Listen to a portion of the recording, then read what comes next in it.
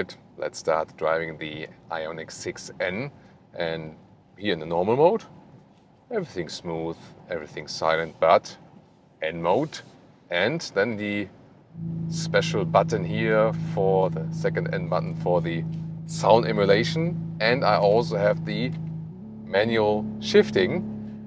Let's see how much fun that is and if this is something for petrol heads. Let's go. Leah just wanted to fix her hair. No, you can't do that. Wow, that's something. So you might understand now why Porsche has been getting one of these cars and was taking a deep look into that. Did you hear on camera? It's like we have this exhaust plop from the plop plop plop from the rear. This is crazy. This is crazy.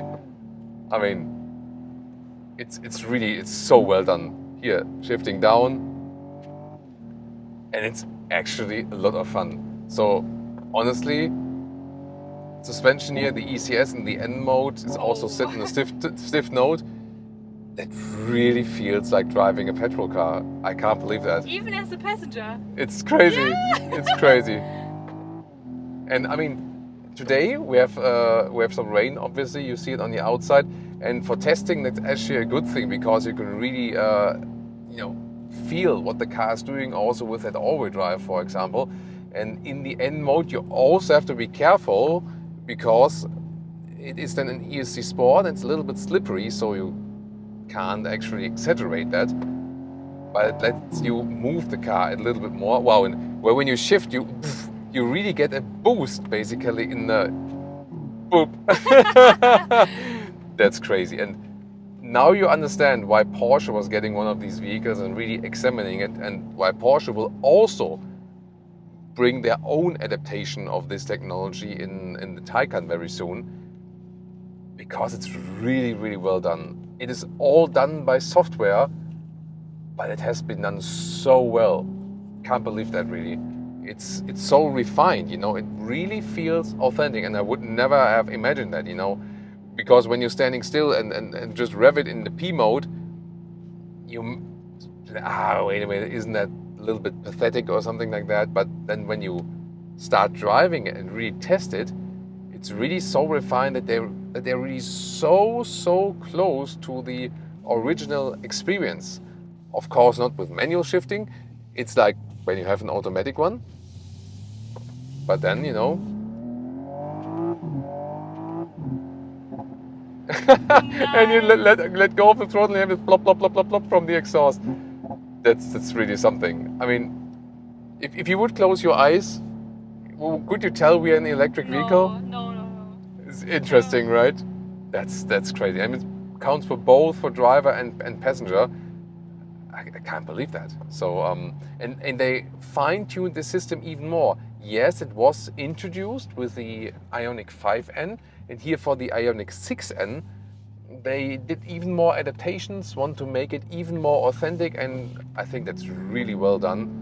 And you can have a lot of fun, you know. So maybe that, when you say like, hey, I'm missing that a little bit with EVs, there you have it, you know. It is actually possible. It's maybe not something you would use on every single day, every single road you drive. You could, you know, but even if you don't, at least you have the possibility to do so, you know. So, and the sound is actually not pathetic, because in a lot of emulations, hey, even in some combustion engines, the artificial sound sometimes sounds pathetic. But here it doesn't. You know, it really sounds authentic, it feels authentic. Also quite heavy load from the steering. And you just shift back and let go, you know. I can really say throttle here, right? Yeah, and the seats hold you so tight. It's funny. As a passenger, yeah. That's nice. Yeah, I mean, as I said, they are not very comfortable because they are really, really stiff sport seats, so they're nothing for like a long journey, at least not for me. But here for driving in a very sporty way, they are very good because they hold you tight and so on. Oh, that's by the way, I can't do like really test here the like a little bit left and right because the lane keeping assist. That one is interfering very rapidly and also very, very harsh. So you can also deactivate it. So if you want to drive in a very, very sporty way, probably would recommend you to deactivate it, lane keeping assist. Oh, nice, we get some sun back now. Yeah, but that's really something here, right? Especially like when you accelerate out, shift down a little bit, then shift up. That's really so much fun, and just that you get an impression of like how different is it. See, if I hold the pedal, then it's doing that in an automatic way. But even then, you have this sound experience. You know, so you can fine tune what exactly we want to have. Here, for example, here it's doing the shifting itself, and also here the sound and like this, throttle blip basically. But you can also do the shifting yourself, or you can go back to the normal modes. You can even have this sound emulation in the normal driving mode, so it's not 100% bound to the N mode. You can also just drive normally and have that. It's all possible, whatever you want to have, you know. Let's test some... Does it have a launch control? It does also have a launch control, yes. Leah is asking for a friend, I guess. So what we can do safely here is to take like some 40 to 80. Let's go.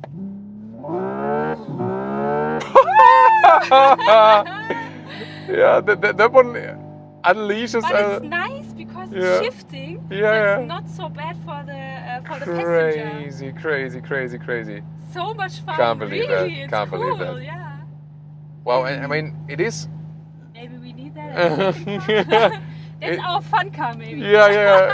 I mean, it is loose, but it's also fun, and that's the thing. You know, you're still in control here with the EC Sport. Of course, again, I do not recommend doing anything of that. What I do here when it's a little bit wet, should be very careful with that. But I think they have found a very nice mix, and that's really like when you really pin it down, it unleashes like one more step of this sound emulation. Yeah, it's crazy, and yes, somehow due to the sound emulation and also how the car is acting, it really feels more natural. It feels more combustion engine world alike. Yeah, so it's extreme, but not that extreme because it's shifting. Yeah, I mean, especially because as a driver, you know what you're doing with your foot. You know, you hear the sound, so it's a little bit, Yeah, especially for passengers, it's really helpful to actually get a sense of experience. Like, what is that guy doing at the steering wheel and with the throttle and so on? And you have then the sense, okay, that's what's happening. And this is helping the passengers a lot, actually. Here, the suspension, by the way, is very stiff, especially when you have set it to the N mode. But you feel that it's a good stiff suspension. So it's not, I mean, some suspensions are just super rough and that's it. But this one is sporty and good. You feel that. And you can also go back, for example, to the normal driving modes, have Eco, Normal, and Sport. And you can also go back here. Whoa. Silence. You can do that at any time. And then the suspension here is also a little bit softer, more forgiving. That's better than for, long-term driving and so on. Such a difference, right? That's just crazy. That's crazy. And that's also what I say about, like, the suspension is sporty, but it's good, and it's not just stiff and rough. So you feel you have also the 20-inch wheels mounted here, but even here in the very normal mode, you can drive it very well, and it's it is a sporty ride, but it's at the same time also a very smooth ride. And that's what I love about this car, because we were discussing about pricing and that it's half the price in comparison to a Taycan GTS. But then, of course, the Porsche has options, and this one is full spec, and you don't need any options, maybe one or two options, and that's it. But to a base Taycan, there's only like 20-30K, but then, hey, come on, a well-spec Taycan and even the base one, then the difference is again maybe 50-60K or something. So, but it's still an expensive vehicle, but it feels very refined, not only from the build quality, what we told you earlier. Yes, we would wish they also offered like a totally animal-free version. Would have been no issue actually at all, because it's just some minor parts here. But the refinement of the materials which they put on the buttons and so on, and also inside the doors, and then how silent the car is. If you like to, when you have all the sporty sound deactivated here, it feels like an extremely refined vehicle. Here also, the steering precision, you feel that it has been tuned on the Nürburgring Nordschleife. And when I'm on the brakes, with the blending and so on, it's very precise, very direct, no dead zone from the steering. So literally, this car has been designed to convince a critical German. Maybe not so with the comfort of the seats. It's also too short for me. It's nothing for tall. This seat is not good for tall people. Can easily say that. But besides that, it's really tuned to convince something. To convince someone like me who has been driving a lot of German cars, also has done like tests on the racetrack and so on, and for someone who has a very fine feeling for the vehicle, and that's what this car is doing. It delivers you an extremely finely tuned and precise experience. That's really cool. And no matter if you have everything in a smooth mode, or if you want to lay it all out and have also the sound activated and so on, and it is a more extreme and more fun experience, definitely. And yeah, if you want that, you can always decide, so you are in the driver's seat literally for all these kind of options, and you're just waiting to attack the next curve. So wow, I'm really impressed here with the driving experience. And once again, that it's not just sporty rough, but it's really refined and smooth, and gotta be kidding me. Wow. It's seriously a Porsche alternative, seriously, because I know that at the beginning of the video, some were maybe like very skeptic about that, and it's like, yeah, a Hyundai for 80,000 euros, and no, you cannot compare a Hyundai to a Porsche, and what is he thinking, and so on. But it is really possible, you can really compare that one here to a Porsche, especially then to a Taycan, also considering the length. It drives so well. And Leah is still having fun. I ate a lot. Yeah. And I'm fine. Yeah. We just had lunch, actually, and a very nice lunch. And that's usually a problem, when you drive very sporty after that. But Leah is still having fun, and this is the ultimate passenger princess stamp for driving in a fun, sporty way and still enjoying it and still having fun. This is really awesome. So, wow, what a pleasant, sporty, fun experience here. I can't just, I can't stop praising the driving experience. And, when it comes to sporty driving, I am very, very skeptical about electric vehicles. Not in general, I love EVs and they are super efficient and have a lot of advantages. But when it comes to sporty driving, there are just a few EVs that are still a lot of fun to drive and that feel so balanced and controlled, and BMW iX3 and the new BMW i3 definitely count to that group. And this one here definitely as well. So one of the very rare EVs out there which you can drive so sporty in such a fun way, passenger have fun, not like getting sick and so on, and also the driver, you forget this, it's so heavy and so on, because a lot of EVs is to drive it sporty. It's like, it's great in performance, but it's not so much fun because it's just too heavy. But here, this is also a heavy vehicle, but you don't feel that because it's so refined, the suspension is so well tuned. I can go on driving for miles and miles. Yeah, besides my lower back starting you heard because the seats are really stiff. And Motorway. Woo! That was 60 to 100 kilometers an hour. Pretty cool, right? So yeah, it's also a motorway racer, so to speak. Pretty cool. And here at 100 kilometers an hour, 60 miles an hour, it's also extremely stable and silent if you want, because we have the dual insulation, like the lamination in the windows, both front and the rear. And although it's a little bit rainy outside still, it's really very silent. Gotta say that. That's pretty cool. That's pretty cool. So that, is a good long-term feature. As I said earlier, of course, the sport seats are not the most comfortable one as for that long-term aspect, but the rest of the comfort here, especially when you go back to the normal driving modes, you can even drive it in eco mode, for example.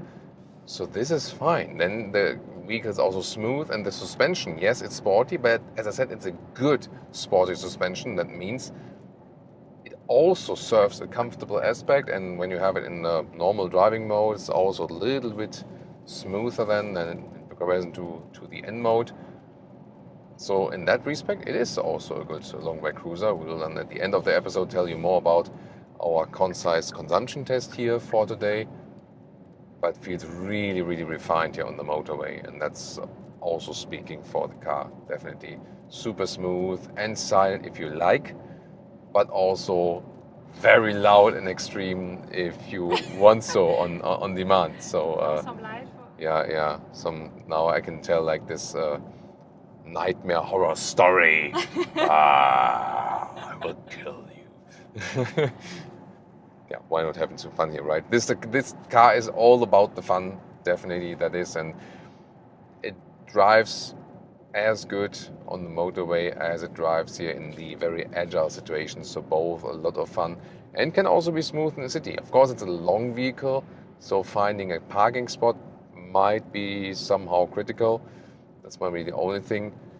They also say, by the way, in comparison to the IONIQ 5, they have tuned this car even further. It has a lower center of gravity, it's a little bit stiffer.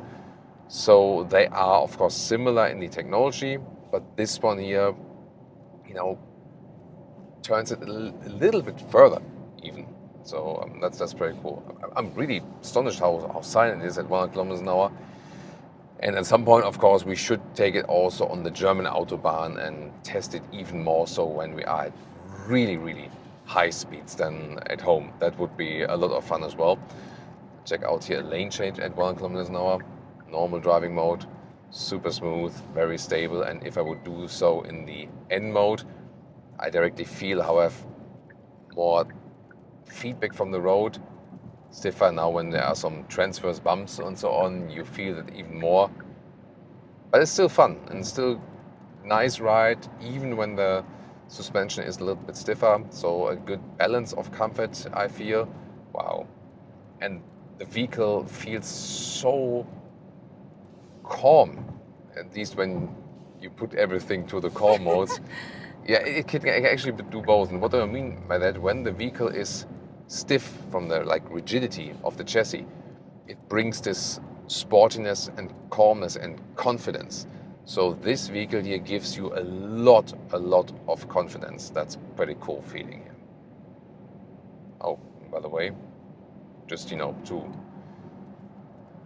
round everything up, we can of course also set cruise control and assistance systems. This one also has the active steering assist here. Let's see how smooth it does it. There we go.